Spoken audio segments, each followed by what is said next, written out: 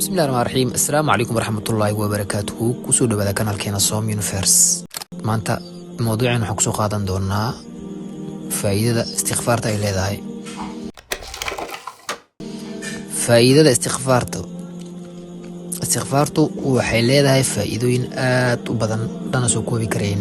waxaana ka mid ah faa'iidada in Ilaahay dhib kasta qofka kaga saaro, in Ilaahay ku arsaaqo qofka meel aanu wax ka filaynin.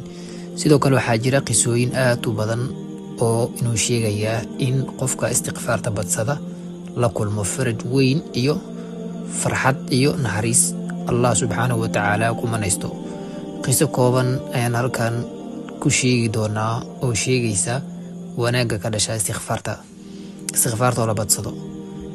qisada koowaad waxay leedahay gabar ayaa inoogu warantay inay dhashay 4 caruur intaasi kadibna ay dhashii ka joogsatay.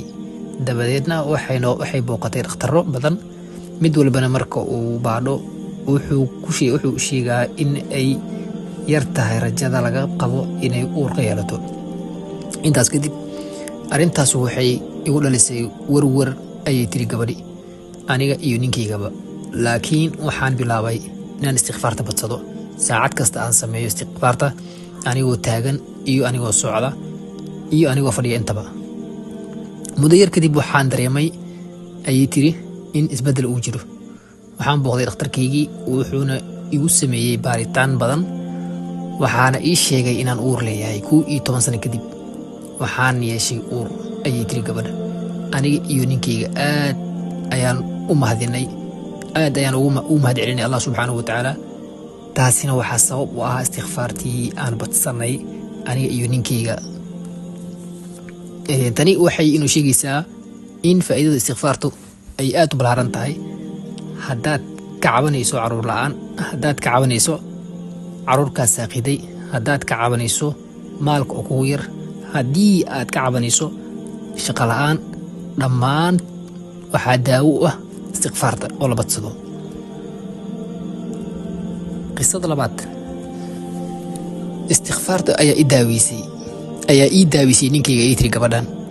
waxaa inoo warisay qisadan gabadh daaciyad ah, waxayna ka jeedisay muxaadaro goob ka mid ah meelaha haweenku isugu yimaadaan. markii aan soo dhammaystiray muxaadaradii ayaa waxaa ii timid gabadh aad u murugaysan oo ka cabanaysa ninkeeda oo qamri la noqday, macnaha qamriga iyo maanduuriga aad ku isticmaalo. habeen iyo maalin wuu i garaacay ay tiri, wuu i dhibaateeyay ay tiri. maxaad igula talin lahayd ayaan ku yiri ay tiri gabadhii. waxayna ku tiri walaal, aad ugu dadaal cibaadada istighfaarta badso oo ha ka daalin istighfaarta. muddo kadib ayaan ku soo noqday goobtii. dabadeedna waxaa ii timid ay tiri gabadhii oo aad u farxsan, waxayna igu tiri ma i garanaysaa? maya ayaan ku yidhi. waxayna tiri waxaan ahay gabadhii berigii ku timid ee istighfaarta joogtii aad ku tiri. dhowr bilood kadibna ninkii Ilaahay ayaa ii soo hadeeyey oo qamrigii iyo balwadii wixii dhan uu iska daayay. Allah ayaanu ku mahadsan ayay tiri. marka dabadeedna Ilaahay subhanahu wa ta'ala ayay ku mahadisay sida uu igu hadiyey wadaadkaygii caruurtiidii aabahooda. aad buu u necbaan jiray, haddase aad buu u jeclaaday. isku soo wada duub waxay tiri caruurtaydiina aabbo ayay yeesheen haddeer, aniguna nin fiican ayaan yeeshay. taasina waxaa sabab u ahayd joogtiinta istighfaarta. marka Ilaahay subhanahu wa ta'ala quraankiisa wuxuu ku yiri faqultu astaghfiru rabbakum innahu kana ghaffara yursilu as-samaa 'alaykum midraara wa yumdidkum bi amwaalin wa baniin. marka wax walbo oo caqabad adduunka waxaa daawo istighfaarta.